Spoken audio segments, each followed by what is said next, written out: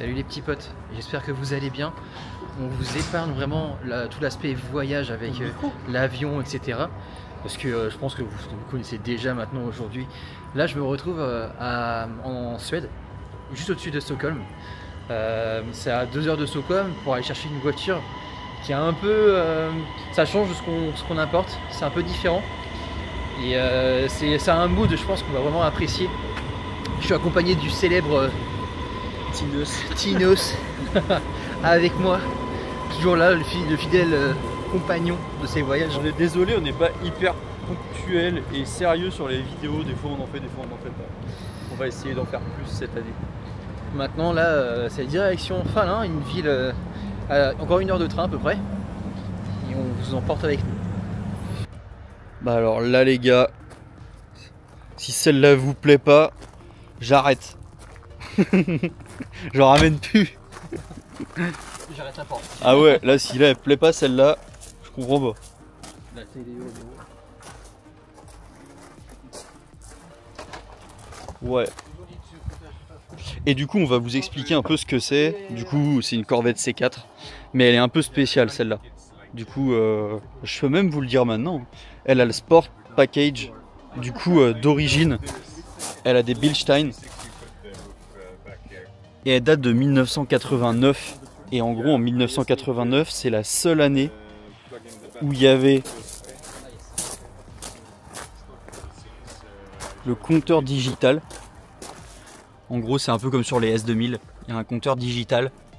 Et la boîte de vitesse manuelle 6 vitesses. Vous savez, dans les voitures américaines, des fois il y a des années un peu spéciales qui valent un peu plus cher. Bah ça en fait partie du coup.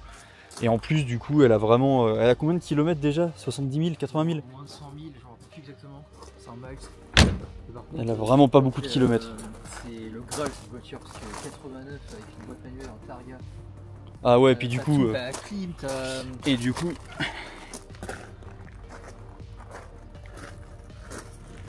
y a pas de rouille. Y a rien. Et du coup, ouais, elle a la clim, elle a le régulateur de vitesse. Il y a les vitres électriques. 89 ans. 250 chevaux, ça fait les performances en accès d'une Z. Ouais, 0 à 100 en 5 secondes 7. Vitres électriques, rétroviseur électrique, régulateur de vitesse. C'est ouf. C'est quand tu ouvres le capot, que tu puisses voir la roue, tout le système, toute la triangulation. En vrai, tu veux changer les triangles là, mec? Mec, Change les triangles. Vas-y. C'est incroyable. Hyper facile de changer les triangles. Tu changes l'alternateur, mec, hyper facile. Tu veux tout changer, c'est hyper facile. Ouais.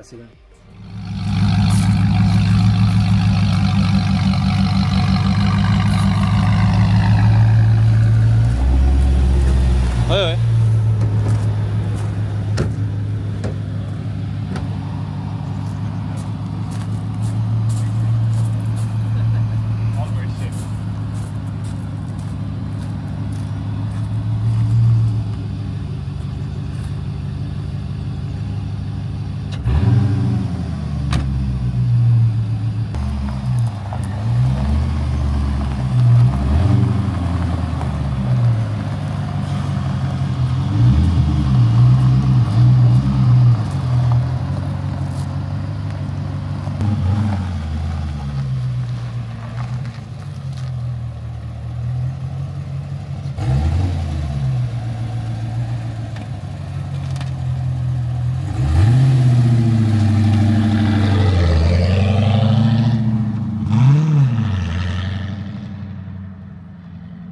Alors là, je vous explique, on a 1800 km à faire avant demain soir. On va crever. Je vais prendre un rendez-vous chez l'ORL direct parce que là, à mon avis, ah, c'est bruyant. C'est cool par contre, mais bon, là, ça fait du bruit quoi. Il vit là, il a sa petite maison, sa petite Corvette C4, il y a le lac juste devant. On a besoin de rien d'autre dans la vie. Donc vous avez dû voir les plaques sur la voiture. Non, c'est pas une voiture européenne, c'est une voiture américaine. Il est fan de Corvette, du coup il connaît par cœur, il nous a tout expliqué sur le modèle, c'est un vrai passionné. Et donc il nous a dit il n'y en a que deux, ils sont que deux à l'avoir en Suède, la C4 de 89. C'est très très rare, il a dû la faire venir des États-Unis parce que même en Europe il n'en trouvait pas, il en a cherché pendant plusieurs années et en bon état, enfin c'est très très rare. Et donc non, on ne se lance pas dans les américaines, dans les imports américains, mais celle-ci, l'avantage c'est que vu qu'elle a plus de 30 ans, on va l'enregistrer en tant que véhicule de collection pour notre client et donc on peut se permettre du coup d'importer des voitures américaines quand elles ont plus de 30 ans. Ou alors il faut que ce soit des voitures américaines vendues en Europe, des européennes à 100% avec des certificats de conformité. Mais non, là ça aurait été vraiment... c'est pas notre métier d'importer des voitures américaines, donc on le fait pas, mais là vu qu'elle va passer en carte grise de collection, on se permet de le faire et puis franchement ça fait plaisir, ça change un petit peu de ce qu'on peut faire d'habitude.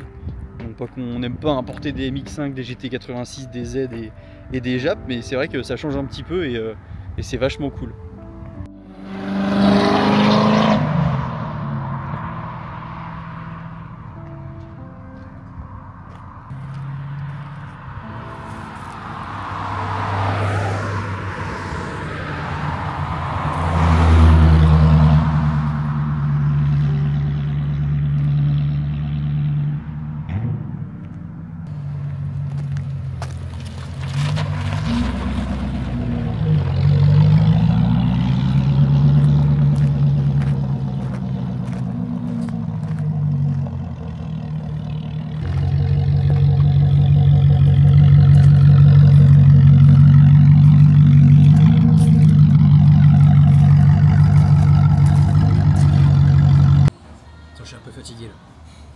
Ça m'a un peu C'est dur.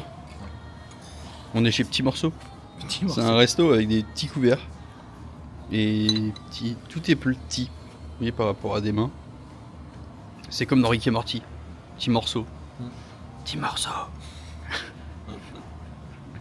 Bon, du coup, pour la finalité des choses, on n'a pas pu prendre la Corvette parce qu'il est trop tard. Oh, et je suis là. Hein. On n'a pas pu prendre la Corvette parce que, en fait, la voiture, on a été la voir assez tard à cause d'une correspondance qu'on a loupée parce que l'avion était en retard. Du coup, on a Parce dû que prendre Volotea, c'est de la merde. On a dû prendre un autre avion. Et à cause de ça, le paiement en fait avec les banques suédoises, vu que c'est les couronnes suédoises, c'est un peu plus compliqué que les autres pays. C'est pas vraiment instantané. Et là, on l'a fait beaucoup trop tard. On a fait le virement à peu près vers 19h40 ou 20h, je sais plus. Mais du coup, le virement arrive seulement demain. Du coup, on est obligé d'attendre demain que le paiement y passe pour qu'on puisse récupérer la voiture. C'est long. Et du coup, tout le voyage coûte cher, quoi. Ça nous a coûté Hier, ça nous a coûté un autre avion qu'on a dû prendre aujourd'hui. On avait déjà réservé un hôtel à Stockholm. Bah, on a dû réserver un hôtel à Prague. C'est toujours des trucs en plus en fait. Ouais, Dès que ça ça coûte décale hyper cher. tout et ça tout coûte plus cher. Bon après bien évidemment c'est à nous de prendre ça en charge parce que c'est à nous de faire le transport de la voiture. Mais quand ça arrive c'est pas marrant quoi, c'est pas drôle. Surtout quand en fait la faute elle est indépendante de toi. Et surtout Parce pour que là, un petit c'est- voyage, c'est pas grave, mais là on est quand même à 2500 bornes de chez nous, quoi. Par contre la voiture, pardon je parle à la bouche pleine mais trop belle, magnifique. J'étais aux anges devant la voiture, années 80, t'as un V8 de 5 litres 7 qui fait 240 bourrins. Et je trouve il marchait une tonne, enfin pour l'époque c'est ouf. Tu verras Valentin, dans la voiture, Merde. c'est digital et t'as déjà la température d'huile, la température d'eau, la température, la pression d'huile, t'as le voltage. Enfin, Ouais, c'est stylé. pour 89, enfin, c'est un truc de fou. T'as déjà comment ça s'appelle, le cruise control, t'as la clim, le son il est pourri. Mais en tout cas, voilà, pour une voiture de cette année-là, bah, c'est ouf en fait. Enfin, je trouve que ça marche une tonne pour cette année-là. Et il faut se dire qu'elle a existé en version ZR1. Et ZR1, c'est 380 chevaux. 380 chevaux à l'époque. J'ai une Corvette C6, elle fait 404 chevaux et elle est de 2005. Quoi. C'est chaud quoi. Et il y avait le Callaway qui faisait 980 chevaux. 898 chevaux. 898 chevaux. Ça c'est ouf. Biturbo. Et je n'ai jamais entendu parler de cette voiture. Ouais, qu'une. Et c'est Callaway qui l'a préparé. Vache. Mais ouais, c'est pas mal. Pour l'époque, on avait. Je vous mets le lien tout de suite là. On avait importé une Polo de 1981. Ouais. Je crois que c'est ça. Une Polo Derby. Avec 50 chevaux. Et on est à peu près dans les mêmes années. Et c'est intéressant de voir un peu ce qu'on peut faire d'un continent à l'autre. Alors bien évidemment, je pense qu'il y avait des meilleures voitures chez nous ou en Allemagne à cette époque-là que la Polo. Mais ça donne un peu une idée de l'époque qu'on avait et la différence de puissance qu'on avait avec une voiture lambda. Je trouve ça vraiment intéressant. Enfin, le gap, il est quand même énorme. Enfin là. Ouais, dans la rue, on pouvait croiser les deux, quoi. Et comme tu dis, on dirait vraiment qu'elle ressemble à une féfé à l'avant. C'est que t'aimes bien. Un peu 348 TB. Bon, voilà. C'est pas mal, c'est pas mal.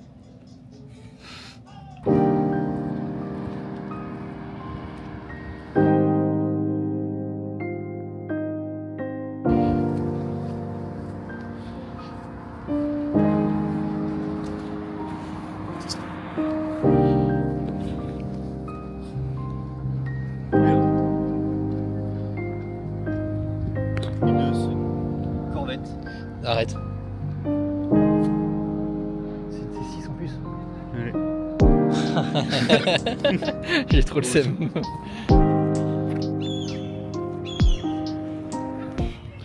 T'as vu mec, il y a des mecs qui font des restaurants avec marqué Dublin.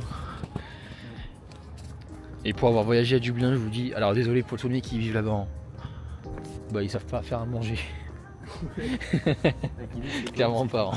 C'est pas bon. Il y a que la Guinness qui est bonne. Et encore, je suis pas trop. J'aime pas trop les bières comme ça, moi. Pas une, ça va. De temps en temps. Pas tout le temps.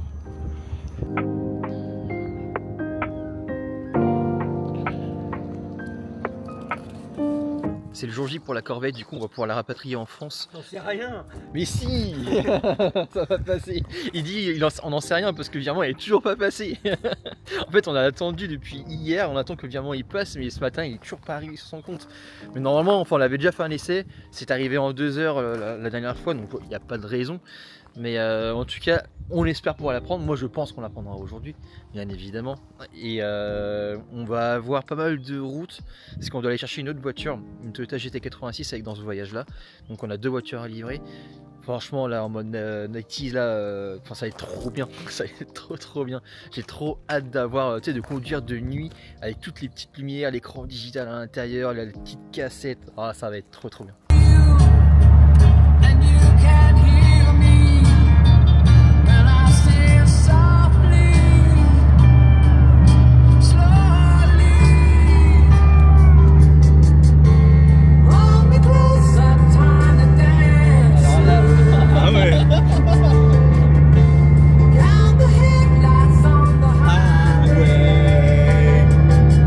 Ça c'est beau ça.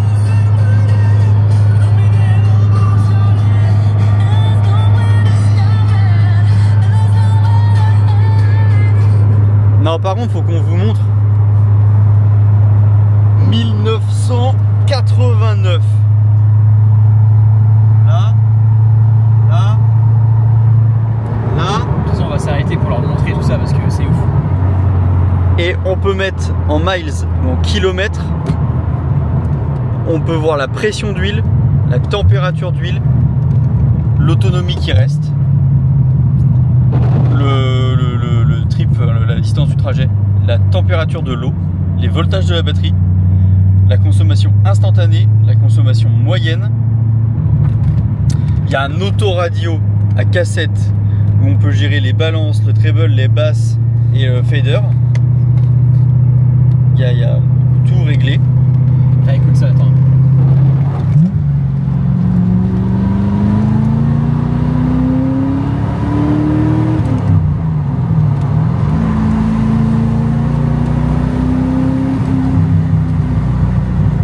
C'est important comment la voiture est câble.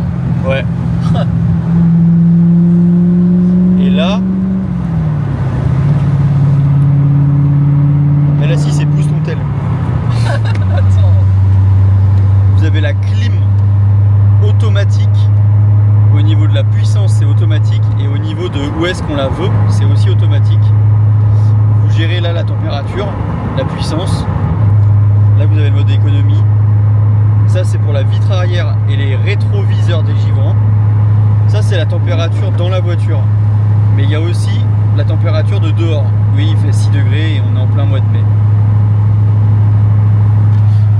Vous avez aussi les vitres électriques, les rétroviseurs électriques.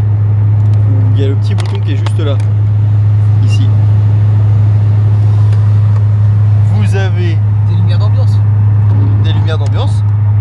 Là aussi, là. La centralisation.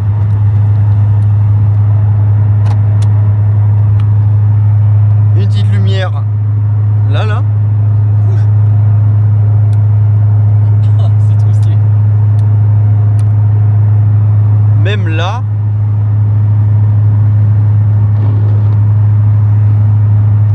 Vous avez la petite lumière.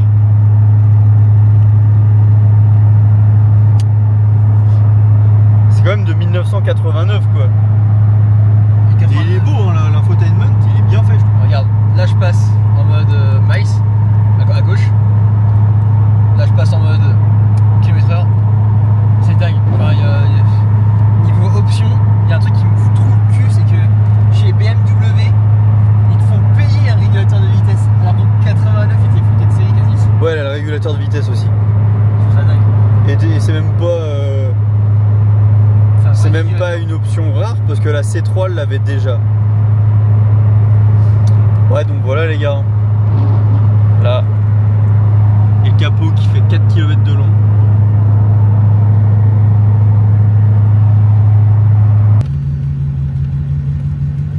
Je vais devoir escalader pour demander un ticket. Attends.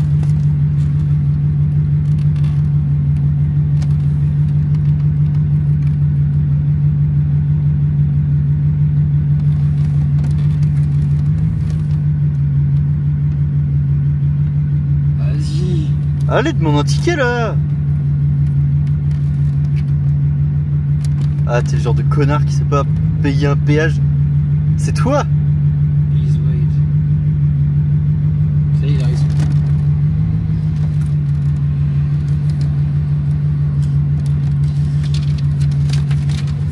Let's go. Ouah ASMR.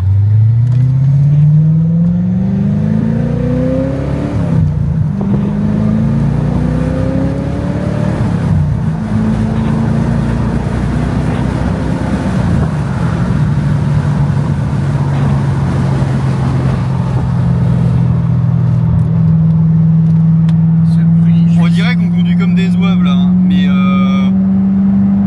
on dépasse pas les 4000 tours minute et on dépasse pas la limitation de vitesse. C'est juste qu'elle hurle à la mort. C'est trop bien. Mec, là, je pense qu'on va arriver à l'hôtel ce soir, on va avoir des. Je sais pas ce qui est le pire entre être là et être en teuf.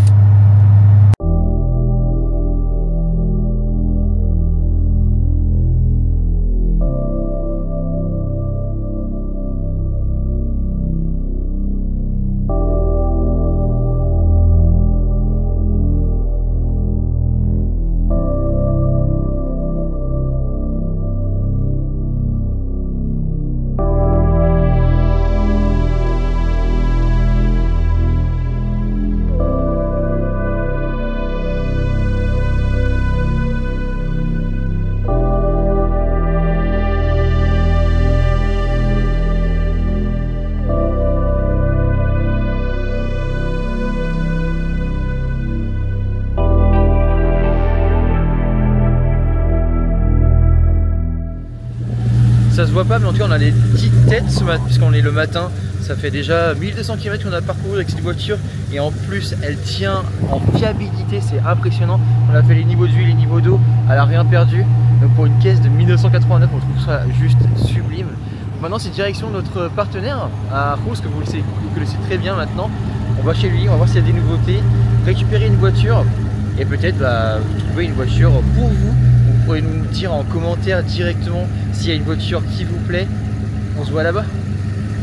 Je me répète, hein, mais toutes les voitures sont disponibles à la vente et à l'importation, et on fera la carte grise pour vous. Vous n'avez rien à nous vous occuper. Vous arrivez avec la voiture qui arrive chez vous sans rien à faire. Donc je vais commencer avec cette petite touche d'insolence, une Audi RS5 préparée 700 chevaux je l'ai essayé, c'est un monstre, c'est vraiment un foudre de guerre. Je vais avoir la Golf 8 qui est ici, une Golf 8R. Je n'ai jamais essayé ce genre de modèle, seulement la 7R qui était déjà très très bien, assez polyvalent. Je vais m'attirer les foudres, mais en termes de sportivité, j'aime pas trop, c'est trop confort, c'est trop... Voilà, ça marche, mais c'est pas pour moi en tout cas que ce genre de voiture, mais c'est disponible à l'importation. J'ai cette magnifique Ghibli qui va être disponible à la vente très prochainement. Ça aussi j'aime bien, moi j'aime bien dans le sens où c'est confort, t'es tranquille, t'as pas besoin de réfléchir sur la route, tu profites juste de la douceur des pneus qui sont en train de lisser le tapis rouge avec cette voiture, j'adore trop. On a ça, et ça j'espère que on pourra vous l'importer, faire une vidéo là-dessus, car ça marche vraiment une tonne. R8 V10 dans la couleur jaune qui est vraiment excellente, c'est pour moi la meilleure configuration qu'on puisse avoir sur une Audi R8, elle est vraiment sublime. Et ça a une gueule d'enfer, il y a tout qui est pensé justement pour la piste, il y a dans le moindre détail. Si je continue, on a cette M3 Cabrio, très rare en 246. On va avoir juste à côté de moi une très belle Golf R32. Je ne connais pas trop ce modèle, donc je ne pourrais pas vraiment vous l'expliquer. J'ai une RS3 qui est ici, j'ai une i30N qui est juste après. Je vais avoir ça, et ça j'aime bien.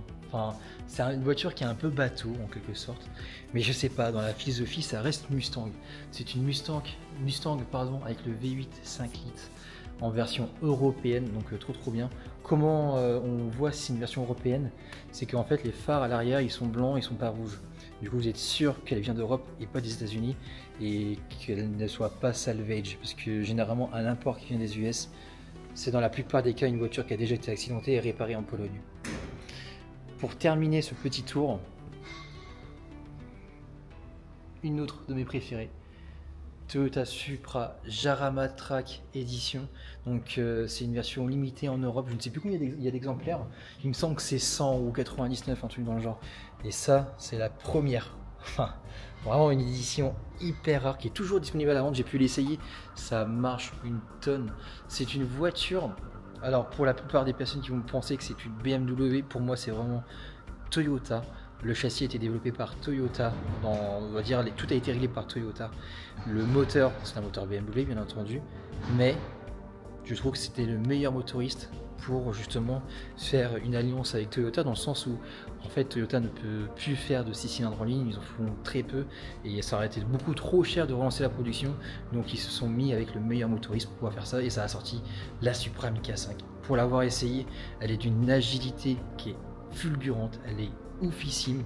C'est le châssis d'une Z4, c'est exactement le même, mais voilà, en termes de suspension, de comportement, etc., tout a été revu par Toyota. C'est comme si je vous disais, vous étiez au Japon et vous faites un petit tuning sur une Z4 en quelque sorte. Et du coup, la voiture elle est beaucoup plus japonaise dans son comportement que une Z4 allemande qui va être fait uniquement pour du confort. Voici le deuxième apport du jour. Donc une très belle Subaru BRZ noire. Bon, maintenant vous commencez à être habitué par rapport à toutes les Subaru GT86 et BRZ qu'on commence à importer. Donc celle-ci elle est sympa parce qu'elle est vraiment dans un état qui est juste impeccable. Enfin vraiment tous les plastiques ils sont nickel. Petit logo Subaru. Donc pour toutes les personnes qui viennent de nous rejoindre sur la chaîne, sachez que les Subaru et les Toyota GT86 c'est exactement les mêmes. Le moteur a été conçu par Subaru et le châssis par Toyota, ce qui en fait que le moteur est un flat 4 typique des Subaru qui fonctionne très bien et qui développe 200 chevaux avec 2 litres de cylindrée. Les boîtes manuelles et les boîtes auto sont toutes les deux très bien. La boîte manuelle pour bien s'amuser, et si jamais voilà on veut avoir une utilisation un peu plus daily, la boîte auto elle marche très bien, sachant que la boîte auto est plus performante que la boîte manuelle en termes de 0 à 100. Et si vous voulez entamer quelques dérives avec la Subaru BRZ ou la Toyota GT86 même en boîte auto, ça se fait très largement et c'est vraiment amusant. On a la petite Corvette qui est juste à côté, j'ai garé les deux exprès justement pour pouvoir vous filmez les deux. Donc vraiment les Subaru BRZ et les Toyota GT 86, c'est des voitures qu'on fait de plus en plus. Dans le sens où c'est des voitures qui sont vraiment fun à conduire, elles sont confortables si on veut faire de la route, elles ne consomment pas tant que ça. C'est pour moi la voiture en termes de qualité-prix la plus amusante. C'est des voitures qui se trouvent assez bien en import et qu'on peut avoir à des tarifs un peu plus avantageux que la France. Donc voilà, c'est des voitures que nous on aime ramener, vous avez dû bien le comprendre avec nos stories Instagram et Facebook. Sur les petites différences avec la GT86 et la BRZ, on va les retrouver, c'est des petites subtilités comme le pare-choc avant qui est légèrement différent. Je dois avoir une GT86 qui traîne par là, voilà, très très bien. Donc là on a le pare-choc avant d'une GT86 qui est légèrement plus agressif, je dirais, et la bouche est un peu plus en mode je suis pas content. Et là la BRZ où la bouche elle est un peu plus joyeuse. Ça va se retrouver un petit peu sur des petits éléments où les phares sont légèrement différents sur la signature lumineuse, les petits déflecteurs sur les airs, sur les, je sais pas si ça, on peut appeler ça des déflecteurs, mais sur les ailes avant, on va avoir des toutes petites choses qui vont changer sur l'arrière, pas grand chose, les phares qui sont légèrement différents, l'intérieur de la BRZ avec le logo Subaru, mais sinon voilà, ça reste très rudimentaire, c'est vraiment les mêmes voitures.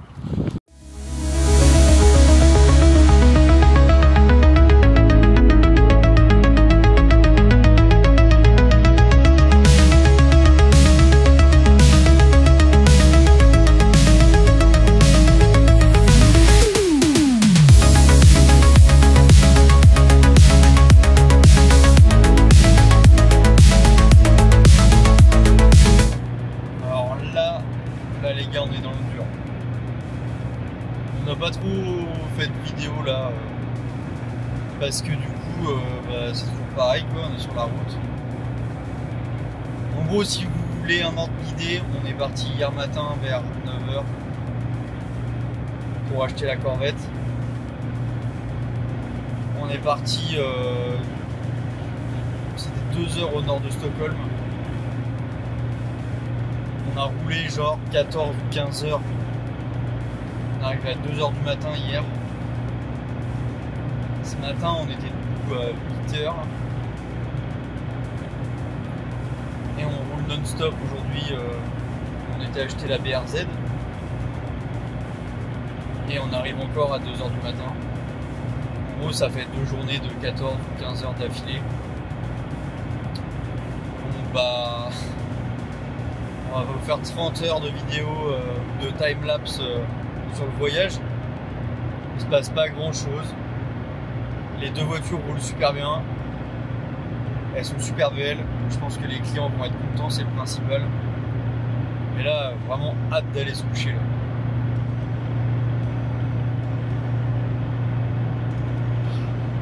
Ah ouais. Là, ce matin, j'ai roulé 4h30 jusqu'aux Pays-Bas où on a acheté la voiture. Et là, on a roulé 8 heures. Ça me fait 12h30 de route aujourd'hui. 12h30 de route aujourd'hui, ça pique. On essaie de rester prudent, hein. Le but c'est pas de s'endormir au volant. Donc on se respecte notre corps. Quand ça commence à piquer, on s'arrête pour papoter un peu.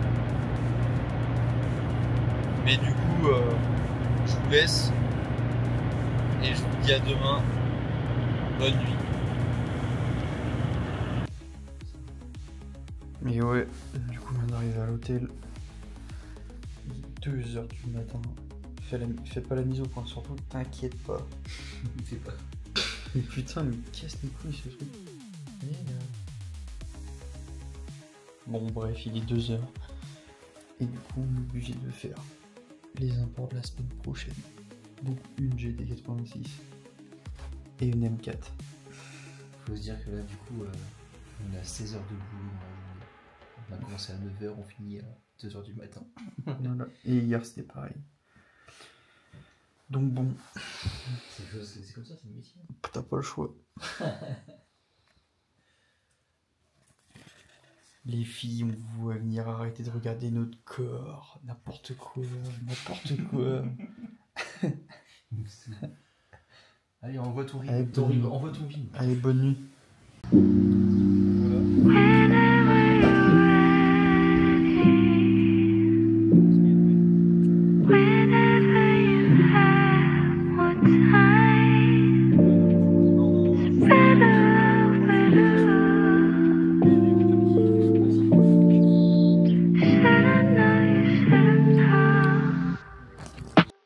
Livraison de la Subaru BRZ juste derrière moi avec son noir qui est trop beau. Donc encore une Subaru BRZ ou Toyota GT86 à notre actif. On en a fait vraiment beaucoup pour le coup. Et là le client est vraiment très content dans le sens où la voiture elle est dans un état vraiment irréprochable. Il y a un carnet d'entretien complet. Enfin vraiment la voiture on lui a envoyé directement chez lui, livré. Elle sera homologuée dans à peu près 2 mois, puisque du coup, là, elle est en plaque provisoire WW. On s'occupe des démarches pour faire la carte grise. Mais voilà, on est hyper content pour lui. Là, on a toujours la petite Corvette C4 qui va faire encore sa petite route du retour. Donc, on a bientôt terminé notre trajet. Là, vous avez vu nos têtes hier soir. C'est beaucoup de route, mais ça commence à se terminer. Ça devient la fin de la semaine, donc on a commencé en Suède, on a traversé divers pays, Suède, Danemark, Allemagne, Pays-Bas, France, et maintenant ça va être retour à la maison. On est parti lundi, on revient chez nous vendredi.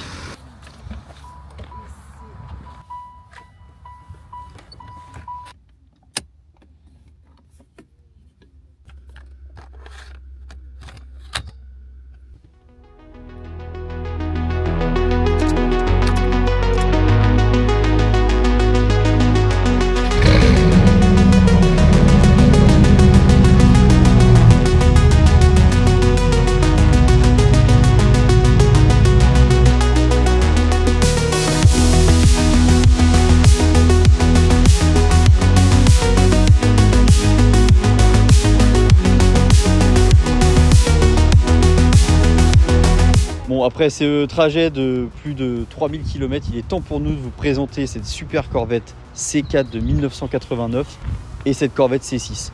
Donc comme vous avez pu le voir, celle-ci on allait la chercher 2 heures au nord de Stockholm et en fait on a dû vraiment c'était très compliqué à trouver parce que c'est un modèle très spécial. En gros, pour vous la faire assez simplement, c'est une Corvette C4 Z51 Pack Sport de 1989 et elles sont assez rares puisque en fait avant 1989 les boîtes de vitesse manuelles étaient des 4 vitesses et puis les boîtes automatiques aussi. Et à partir des 1989, c'était des boîtes manuelles 6 vitesses. Et avant 1989, le compteur de vitesse, il était digital. Donc vous allez voir sur les plans qu'on va vous mettre, les plans de coupe, c'est vraiment génial, ça donne un aspect hyper futuriste à la voiture. Mais le problème, c'est qu'à partir de 1990, on était sur des compteurs à aiguille, donc un peu moins authentique, enfin ça donne un côté un peu moins futuriste.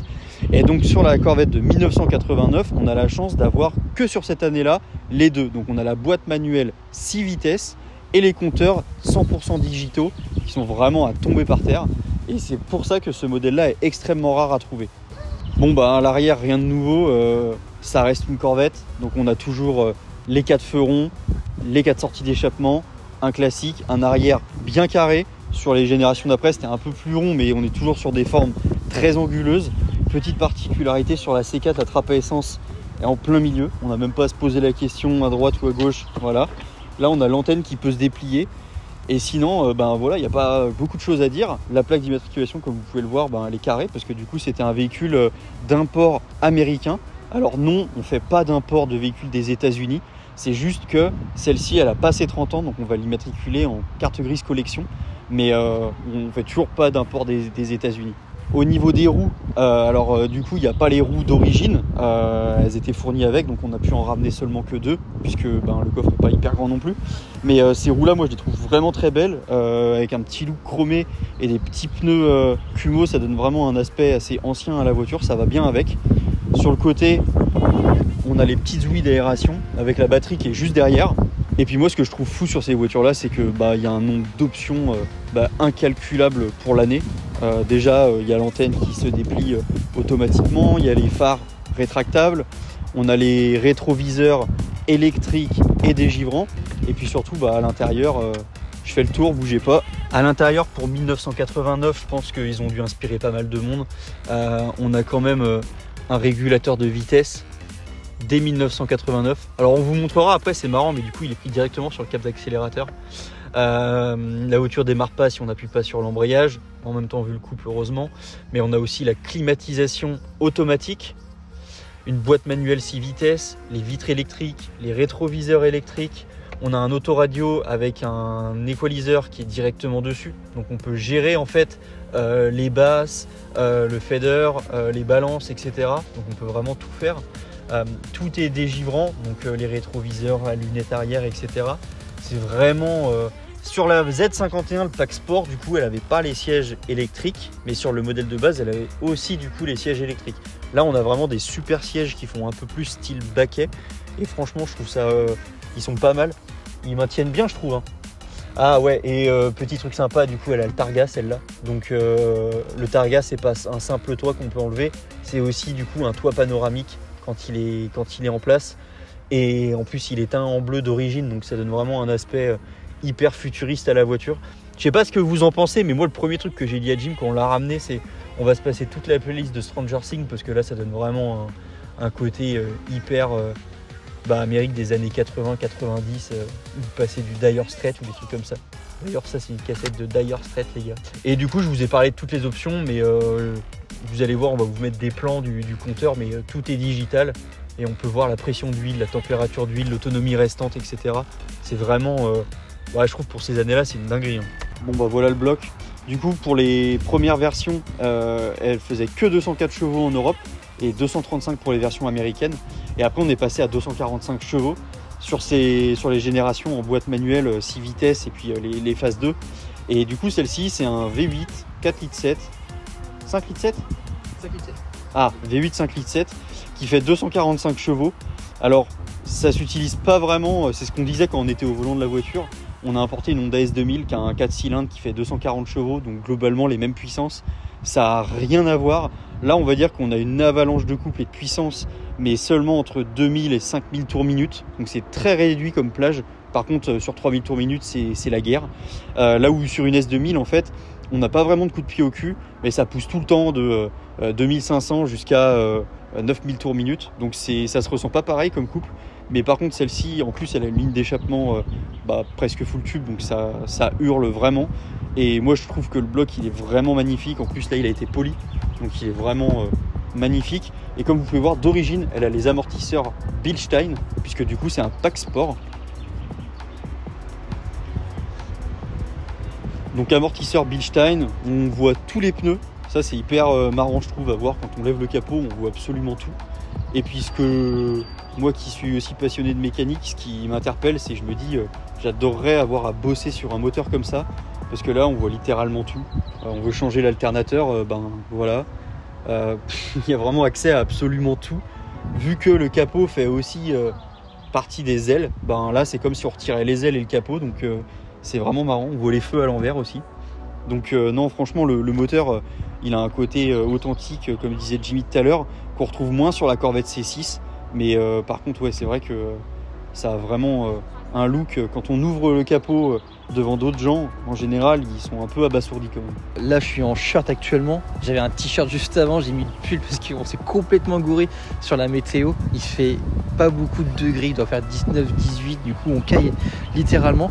Je vais vous présenter aussi cette Corvette parce que du coup j'ai trouvé ça intéressant avec Valentin, vu qu'on a une Corvette C4 en import, vous présenter la mienne que j'ai également achetée en importation en Allemagne. Donc c'est une Corvette C6 de 2005, elle fait 404 chevaux avec le V8 de 6 litres et franchement j'en suis ravi. C'est une voiture que j'adore. Pour toutes les personnes qui me suivaient, j'avais une Nissan 350Z avant en turbo et là pour le coup c'est un peu la Nissan 350Z mais qui a été restylisée grosso modo. C'est beaucoup plus gros qu'une 350Z.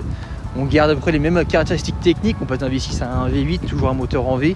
On a une voiture qui cotait à peu près 35 000 € pour la 350Z neuf. Et là, sur une Corvette comme celle-ci, c'était à peu près du 70 000 €. Donc c'est vraiment une 350Z, mais en plus gros. Ce que j'aime beaucoup sur la voiture, en tout cas sur la Corvette, c'est les phares arrière j'adore, je trouve ça hyper beau. Ça fait un peu penser aux Nissan GT-R 34, les 32, les 33, les GT-R, enfin c'est un peu dans ce style-là, mais à l'américaine.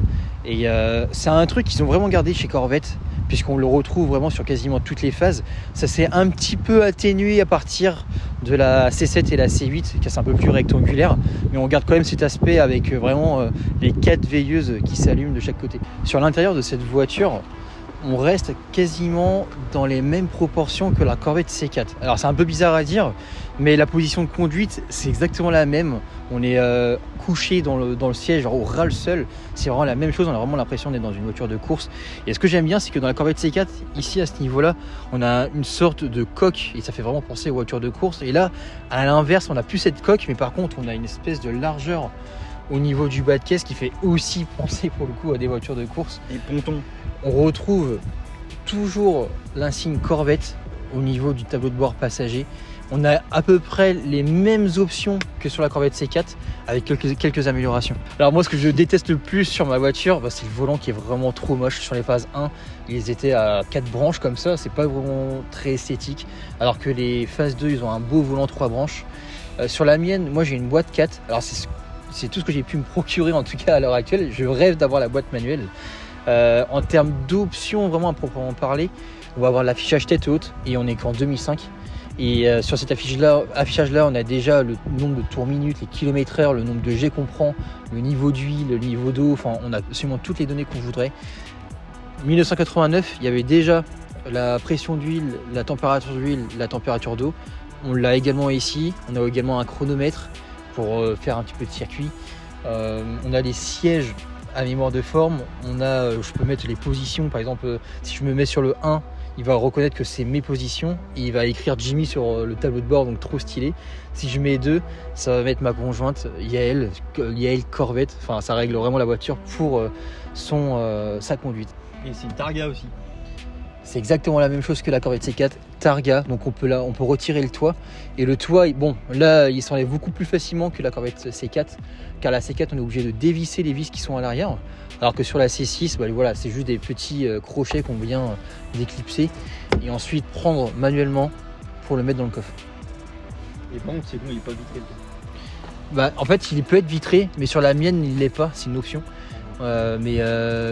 J'aurais vraiment bien aimé l'avoir. Au début, je pensais que c'était quelque chose qui a été recouvert par-dessus, tu sais, et que le toit était caché, mais non. Donc pour revenir aux caractéristiques techniques de la voiture, comme je disais, c'est un V8 de 6 litres. Il est beaucoup plus rudimentaire, je trouve, moins authentique que celui de la Corvette C4. C'est beaucoup plus...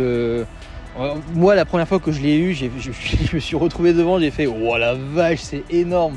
Quand j'ai vu celui de la Corvette C4, ça m'a tout de suite calmé. Et là, les plastiques qui sont beaucoup trop présents pour ma part, ça se trouve, en les enlevant, ça serait un petit peu plus joli. Mais c'est un moteur qui est vraiment plein dans tous les régimes. Là, c'est une boîte 4 et ça y va vraiment tout le temps. Ça a de la watts, ça a que du couple. On ressent vraiment la philosophie qu'il y avait dans la Corvette C4. Les mêmes, au niveau des passages de rapport, c'est un peu pareil, c'est assez brutal. Et du coup, je comprends un peu maintenant pourquoi on voit souvent des personnes qui sont en train d'éclater leur Corvette ou les Mustang ou les trucs comme ça, les américaines, sur la route. Parce que le kickdown, il est quand même assez vénère. Et quand on s'y attend pas trop, c'est sûr que tu finis dans le tas. C'est sûr en fait, c'est une obligation presque. Ouais, c'est un peu comme la C4 où du coup c'est pas spécialement les chevaux parce que ça prend pas beaucoup de tours minutes, mais par contre il y a un couple énorme et quand on sent que ça prend, ça part vite quoi. T'as vite fait. En plus, alors celle-là je pense qu'il y a plus d'aide, mais là-bas il n'y a pas d'ABS, il n'y a pas de ESP, il n'y a que dalle. Ouais, elle part quoi. C'est toi et toi seul qui est livré avec toi-même et ta voiture. C'est clairement ça. Sinon, en termes de différence entre les deux, à proprement parler, je trouve qu'on n'en a pas beaucoup. Enfin, on garde vraiment l'aspect Corvette dans les deux. Donc le capot qui se lève dans ce sens-là, c'est trop beau, ça c'est stylé. Par contre, je préfère largement le capot sur la Corvette C4 où on voit carrément les roues. Ça fait vraiment petit châssis de course, enfin un prototype. J'aime vraiment beaucoup. On retrouve encore les lumières qui sont dans le capot pour bricoler à l'intérieur du moteur. Donc ça, je trouve ça atypique, c'est trop bien. On retrouvait ça un petit peu dans les Datsun 240Z, 260Z, une petite lumière en fait pour pouvoir bricoler à l'intérieur du moteur. Et ça, ils l'ont gardé et j'aime vraiment beaucoup. On a l'insigne Corvette qui est ici. Et je crois que dans celle-ci, il a été effacé malheureusement, alors qu'ils y sont présents dans certaines versions. Sur l'arrière de la voiture, comme je disais tout à l'heure, les 4 feux ronds. À l'avant de la voiture, on retrouve un petit peu le même profilage. Donc une voiture avec le devant qui est assez large. Les deux sont vraiment larges. Et on retrouve un peu cet aspect, tu sais, la voiture, elle penche un peu vers l'avant. Ouais. Pour faire un peu plus comme des voitures de drag race, elles sont un peu plus... elles sont crapues, quoi. Bah, la C4, je trouve qu'elle ressemble plus à une C5 avec les feux, mais la C6 après, les feux ça se faisait plus, les feux pop-up, ça existe plus trop, quoi. Donc très bonne expérience qu'on a eu avec Valentin. La Corvette C4, vraiment, on a adoré l'aspect années 80, néo-rétro, avec des bonnes musiques, un peu la Stranger Things, comme disait Valentin. Et moi j'ai bien cette performance, là, ce qui est bon. C'est vraiment une voiture qui marche, mais pour son époque, qui marche vraiment vénère. À titre de comparaison, la Corvette C4, ça fait 5 secondes 7 au 0 à 100. Une 350 d'aujourd'hui, phase 1, 280 chevaux, ça fait 6 secondes 1. Donc, je trouve ça ouf en fait. 245 chevaux, ça devrait tordre une 350 Z. Des châssis américains, mais au final, pour une Corvette, je m'attendais à ce que ce soit plus mou que ça. Non, très bonne expérience. Maintenant, on a vraiment envie d'apporter une Corvette C3. Au niveau des prix, c'est pas déconnant du tout d'acheter une Corvette parce que ce soit pour se faire plaisir ou pour investir, c'est pas des voitures qui décotent énormément. Donc franchement, si vous voulez allier plaisir et investissement parce que du coup ça décote pas, c'est très fiable, les pièces coûtent vraiment rien du tout, bah franchement ça peut être une bonne idée d'acheter une Corvette. Celle-ci, à titre d'information, elle est de 1989, elle a seulement 80 000 km, donc c'est vraiment pas grand chose pour une voiture de ces années-là. Et en gros, elle a été livrée pour 17 000 € chez son propriétaire. Il faut savoir qu'elle était vraiment pas chère, et en France, on est plutôt aux alentours des 24-25 000 € minimum pour une C4 de 1989. Parce qu'avant 1989, ça vaut moins que ça. En boîte automatique, ça vaut vraiment pas grand-chose. On en trouve pour 13-14 000, je crois, on en a. Après, en boîte manuelle 6 vitesses de 1989, on est aux alentours des 24-25, et les années d'après, on est un peu plus bas, on est à 22-23. Et celle-ci, du coup, 130 000 km. Alors, c'est la boîte 4 automatique, donc c'est un petit peu moins recherché, mais franchement, ça reste quand même des cotes qui sont très bien pour ces années-là. On est aux alentours des entre 30 et 32 000 € en France pour un modèle comme ça. Et celui-ci a été importé pour combien? 28, 29? Ouais, 28, 29 000 €, il l'avait trouvé, Jimmy, ce qui est vraiment pas très cher pour une voiture de ce standing. Et surtout, il faut toujours remettre en comparaison le prix du véhicule par rapport à son état. Et là, on a deux véhicules qui sont dans des états vraiment impeccables. Elle est un petit peu sale, la Corvette, il y a du pollen, mais elles sont dans des états impeccables, elles ont des suivis complets, enfin, elles sont vraiment dans des états exceptionnels.